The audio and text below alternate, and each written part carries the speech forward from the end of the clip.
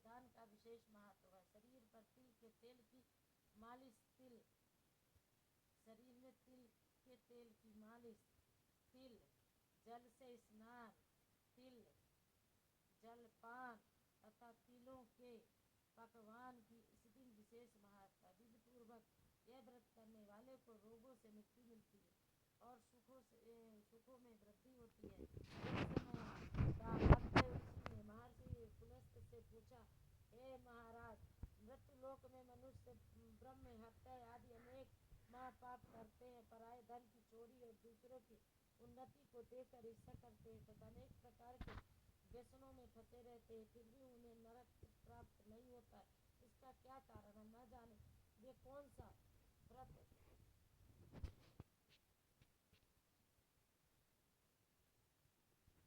व्रत दान अथवा पुण्य वे करते हैं जिससे उन्हें पाप नष्ट हो जाते हैं। इस सब कृपा पूर्वक कहिए।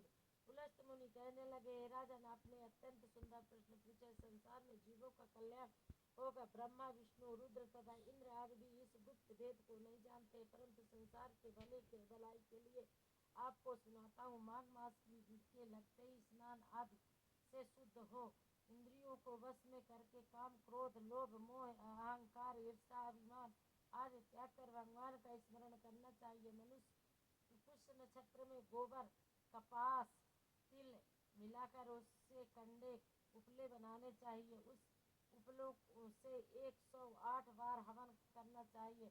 उस दिन मूल नक्षत्र हो, साथ ही नित्य क्रिया के निमित्त होकर के देवादिदेव श्री भगवान विष्णु का पूजन अथवा एकादशी के व्रत करे, रात्रि को जागरण करे श्रेष्ठ है। उससे दूसरे दिन धूप दीप में वेद आदि से भगवान का पूजन करके खिचड़ी का भोग लगावे।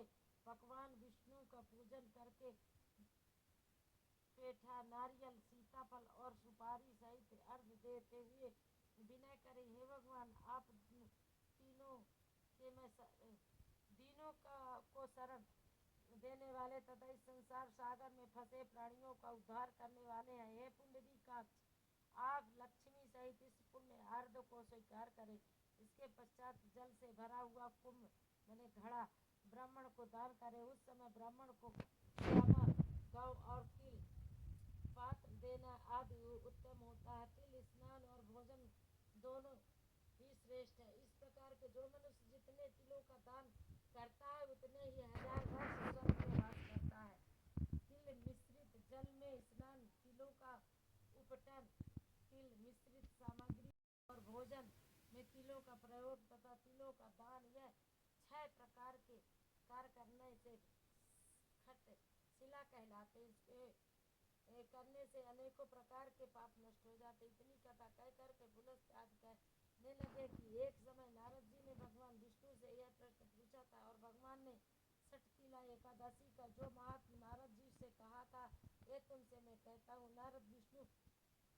भगवान विष्णु कहने लगे, हे नारद मुनि, मैं आंखों देखी एक सत्य घटना कहता हूँ, तुम ध्यान पूर्वक सुनना। प्राचीन काल में मृत्युलोक में एक ब्राह्मणी रहती थी। वह सदैव व्रत किया करती थी। एक समय वह 1 मास तक लगातार इस व्रत करती रही। उससे उसका शरीर अत्यंत दुर्बल हो गया। यद्यपि वह अत्यंत बुद्धिमान थी, फिर भी उससे कभी देवताओं के निमित्त धन तथा अन्न का दान नहीं किया।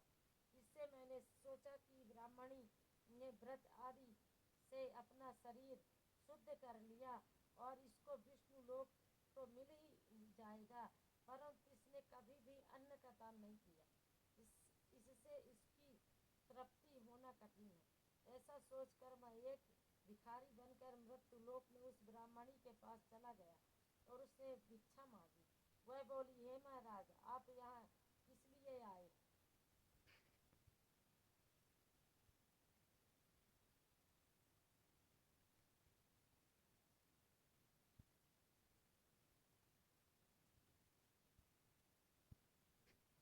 मैंने कहा, हे ब्राह्मणी, मुझे भिक्षा चाहिए।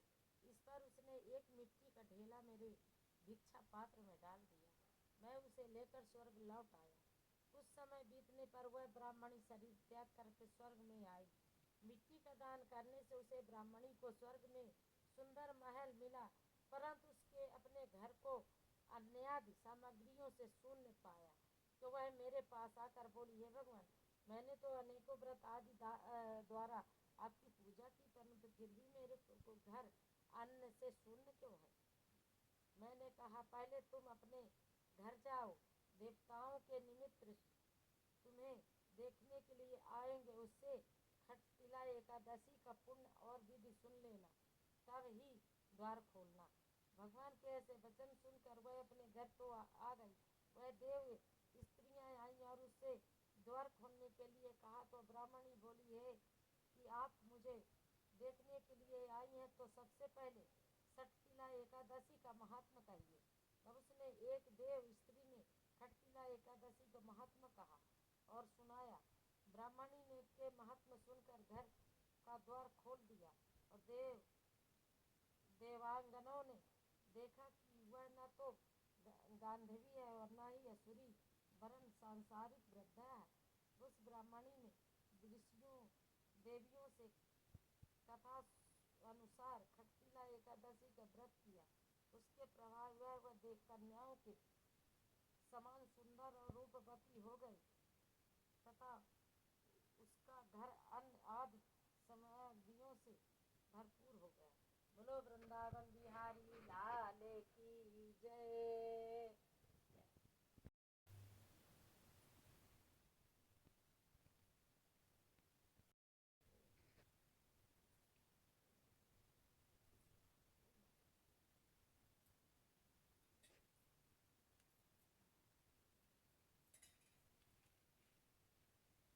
ओम गंगणपतये नमः स्वाहा, गौरातीर्थये नमः स्वाहा, कलशस्थापते नमः स्वाहा, गंगादेव्यै नमः, यमुनादेव्यै नमः स्वाहा, नर्मदादेव्यै नमः स्वाहा, शोणभद्राय नमः स्वाहा।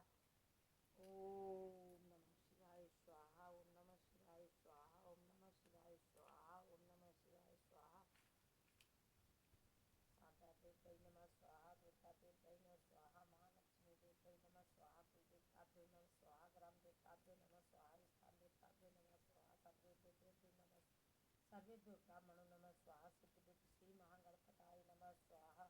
ओम नमो भगवते वासुदेवाय स्वाहा, ओम नमो भगवते वासुदेवाय स्वाहा, ओम नमो भगवते वासुदेवाय स्वाहा, ओम नमो भगवते वासुदेवाय, ओम नमो भगवते वासुदेवाय स्वाहा, ओम नमो भगवते वासुदेवाय स्वाहा, ओम नमो भगवते वासुदेवाय स्वाहा, ओम नमो भगवते वासुदेवाय स्वाहा, भगवते वासुदेवाय स्वाहा, ओम नमो भगवते वासुदेवाय स्वाहा, ओम नमो भगवते वासुदेवाय स्वाहा, ओम नमो भगवते वासुदेवाय स्वाहा, ओम नमो भगवते वासुदेवाय स्वाहा, ओम नमो भगवते वासुदेवाय स्वाहा, ओम नमो भगवते वासुदेवाय स्वाहा, ओम नमो भगवते वासुदेवाय स्वाहा, ओम नमो भगवते वासुदेव, नमो भगवते वासुदेवाय स्वाहा, ओम नमो भगवते वासुदेवाय स्वाहा, ओम नमो भगवते वासुदेवाय स्वाहा, ओम नमो भगवते वासुदेवाय स्वाहा, ओम नमो भगवते वासुदेवाय, कृष्णाय वासुदेवाय हरे परमात्मने प्रणतक्लेशनाशाय गोविंदाय नमः स्वाहा, कृष्णाय वासुदेवाय हरे परमात्मने प्रणतक्लेशनाशाय गोविंदाय नमो नमः स्वाहा, कृष्णाय वासुदेवाय हरे परमात्मने प्रणतक्लेशनाशाय गोविंदाय नमः स्वाहा।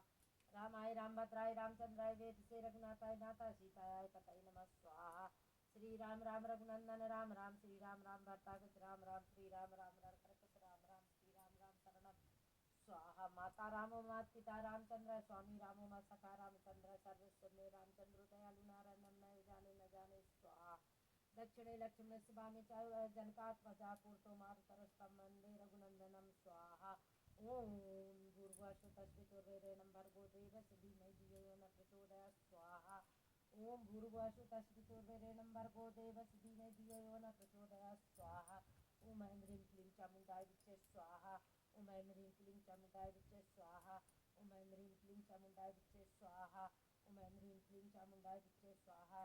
सीतारामचंद्राभ्यो नमः स्वाहा, सीतारामचंद्राभ्यो नमः स्वाहा, सीतारामचंद्राभ्यो नमः स्वाहा। कृष्णाय नमः स्वाहा, वासुदेवाय नमः स्वाहा, हराय नमः स्वाहा, प्रणतक्लेशनाशाय स्वाहा, गोविंदाय नमः स्वाहा, वसुदेवाय नमः स्वाहा, बलभद्राय नमः स्वाहा, ओम जगन्नाथाय नमः स्वाहा, ओम सुभद्राय नमः स्वाहा, बलभद्राय नमः स्वाहा, एकादशी माताय नमः स्वाहा, ओम बद्री विशालाय नमः स्वाहा, द्वारिकाधीशाय नमः स्वाहा, जगन्नाथाय नमः स्वाहा, ऋषिकेशाय नमः स्वाहा, सर्वेभ्यो नमः स्वाहा, सर्वेभ्यो ब्राह्मणो नमः स्वाहा, सिद्ध बुद्ध श्री महागणपताय नमः स्वाहा, मातृका चरण कमलेभ्यो नमः स्वाहा, श्री सीताय नमः स्वाहा, राम रामेताय नमः स्वाहा, अनन्मत्ताय नमः स्वाहा, गुरुगुरुवाय नमः स्वाहा। विनाशकार्थम